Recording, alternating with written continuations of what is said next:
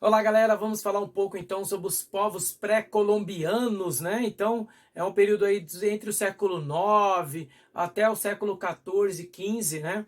Principalmente quando Cristóvão Colombo chega na América, né? Pós Américo Vespúcio aí.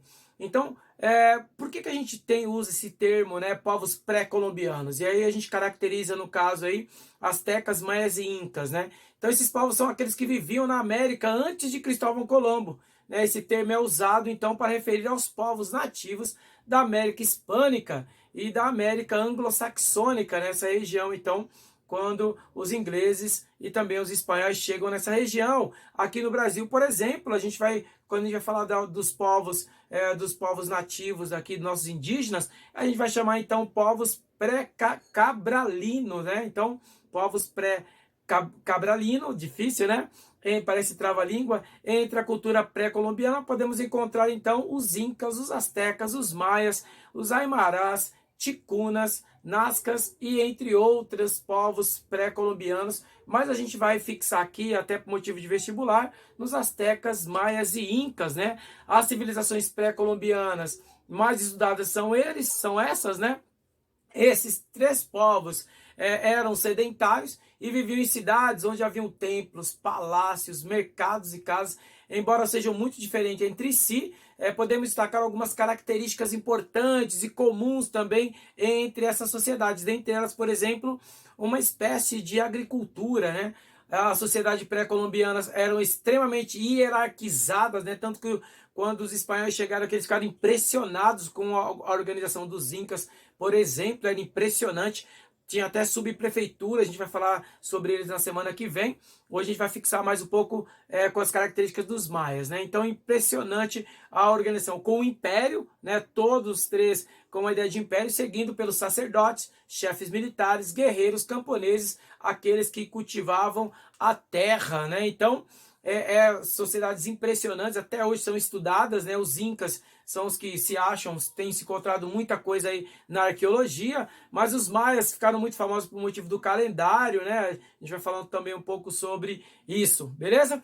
Então, essa semana a gente vai falar um pouco então sobre os maias, então vamos falar um pouquinho aí sobre esses caras. Formaram uma grande sociedade que habitava então habitavam na América pré-colombiana, viviam na região ali correspondente à península chamada Yucatán, né? Yucatán, desculpa, a península Yucatán, no México, Novo México, ali nessa região, parte da Guatemala, Honduras, né? Na região da América Central, então os maias viviam. Organização política dos maias não chegaram a construir um império unificado, eles não conseguiram construir um império, mas eles juntaram muitos povos entre eles. Por que essas civilizações ficaram tão famosas e poderosas e a gente chama de império? Porque não era que eles eram pequenininhos, foram crescendo, eles iam aclopando povos, guerreavam, então acabavam aclopando mulheres e crianças para o lado deles, colocava os homens como servos, mas aos poucos, então, esse processo ali dos homens estão fazendo parte da sociedade, né? E as mulheres e crianças aprendendo a cultura, então, de repente, se tornou um império. Não se fortaleceu o Maia, né? Mais ou menos século IX, século X já começaram a desaparecer. Quando os espanhóis chegaram aqui já não tinha mais os maias, só eram bem falados, e depois disso também começam as pesquisas, né, a arqueologia se fortalecendo, mas eles eram extremamente poderosos, eram uma junção de aldeias, hein? Formavam uma unidade política e muitas vezes eram independentes, com a ideia de subprefeituras, eram muito bem separados, cada qual um grau de desenvolvimento próprio, leis, regras. Era impressionante uma civilização como essa, né? Em cada estado, uma autoridade, né? Exercido todo em nome do Deus, o Deus Itzmana, né? Então, o Deus Itzmana era o Deus comum a todos, então todos os líderes ali, chefes de estados, então, então por isso que era uma sociedade teocrática.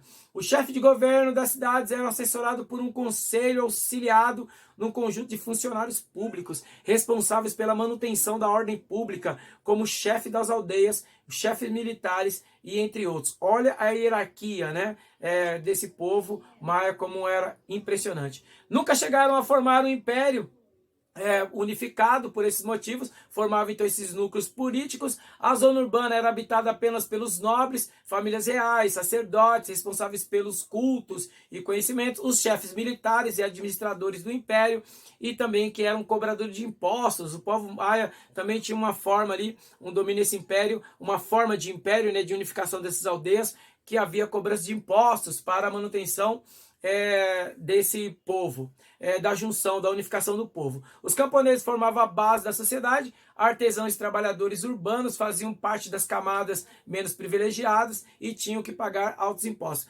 Parece que eu estou falando da Europa, né? Principalmente a gente fala de urbano. Urbano é porque havia um centro de uma cidade, as pirâmides maias ficavam no centro, e ali havia um comércio diferenciado. Os animais, eles não eram usados como tração, né? Como a gente tem em outros povos, né? Eles usavam os animais, domesticavam, mas não eram como a gente pensa aí em outras civilizações. É impressionante como esses caras tinham um domínio de tecnologias, porque nem usavam os animais para tração, para construir pirâmides tão impressionantes, né? A base da economia maia era a agricultura, principalmente o milho, feijão, os tubérculos, né, os alimentos tubérculos, são raízes, né? Suas técnicas de irrigação eram muito avançadas, praticavam o comércio de mercadorias com povos vizinhos do interior do império. Ergueram pirâmides, templos e palácios, demonstrando também um grande avanço na arquitetura. É impressionante, né? O artesanato também se destacou muito, fiação de tecidos, uso de tintas e tecidos em roupas. É impressionante aí o que eles faziam. A religião maia está ligada ao deus Itzama, né? Como eu falei para vocês, Senhor do Céu, mas eles eram também animistas, né? Então tinha o deus da lua, tinha a esposa do Itzama, né? O deus do sol, a chuva, o vento, da morte, da vida. Olha que impressionante, né? Então estava muito ligado às ramificações da natureza, que os incas e os astecas chamavam então de Pachamama, né?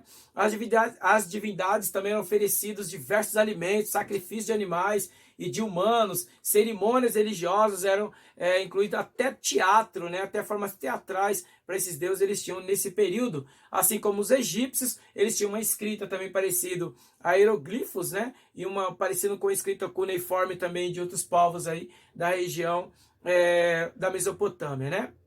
Desenvolveram muito a matemática, destacaram-se em invenções, casas decimais, usavam já o valor zero, né? Então essa sociedade era impressionante, né?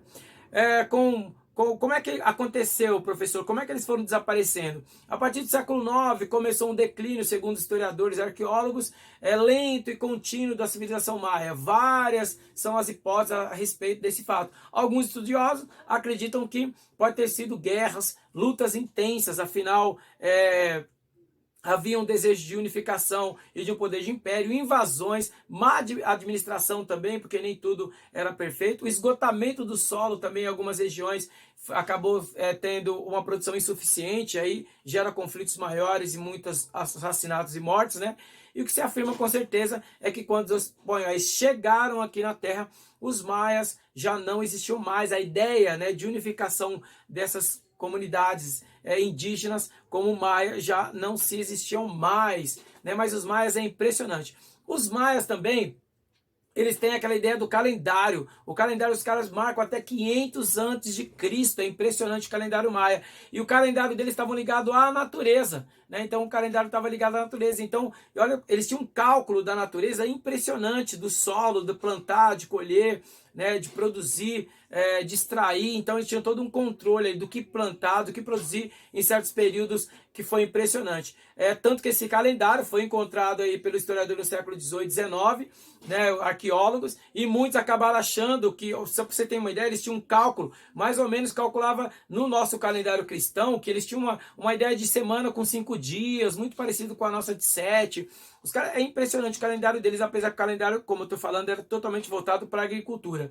Mas aí algumas tradições erradas diziam que o calendário deles, então, acabaria no nosso calendário cristão em 2012. Acho que vocês não vão lembrar, mas virou uma loucura aqui na América por causa disso. Virou filme nos Estados Unidos. Algumas civilizações, alguns povos, desculpa, norte-americanos, alguns cientistas começaram a guardar sementes, né, em lugares gelados e tal. Pessoas começaram a migrar porque o mundo ia acabar em dezembro de 2012, porque o calendário marcava até ali. Claro que isso não ocorreu, estamos aqui em 2020, mas depois foram se entendendo que não tinha nada a ver. Eles tinham um cálculo, né, no calendário deles na agricultura. E o cálculo deles ia em 100 anos. Assim, é impressionante como eles tinham domínio do calendário, da escrita, da matemática e também da medicina. Então eles foram desaparecendo, os maias acabaram desaparecendo de uma forma gradual, contínua e também lenta. Então, e assim, ainda há muitas pesquisas envolvendo ainda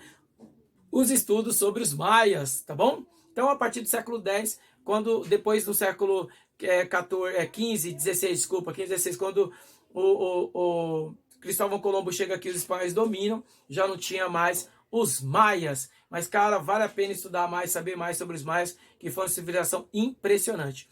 Semana que vem a gente vai falar um pouco sobre os astecas e depois sobre os incas, beleza? Vamos para o trabalho, galera. O trabalho vai ser simples, né? Vocês já estão aprendendo, estão sabendo lidar aí. A gente vai fazer então um mapa mental. Escolha uma das civilizações, Maia, Azteca ou Inca. Pega as principais características, coloca uns desenhos bem bacanas, por isso que o nome chama mapa mental, né? Aquilo que vai ficar ali na memória. Então, usem imagens, né? Usem cores, coloquem as principais características desses povos, escolha um deles, Maia, Azteca ou Inca, e faz um mapa mental aí para te ajudar no vestibular, ok? E aí, então, depois eu vejo lá no Teams, coloco lá na barra de tarefa para vocês, beleza? Então, até mais, bons ventos!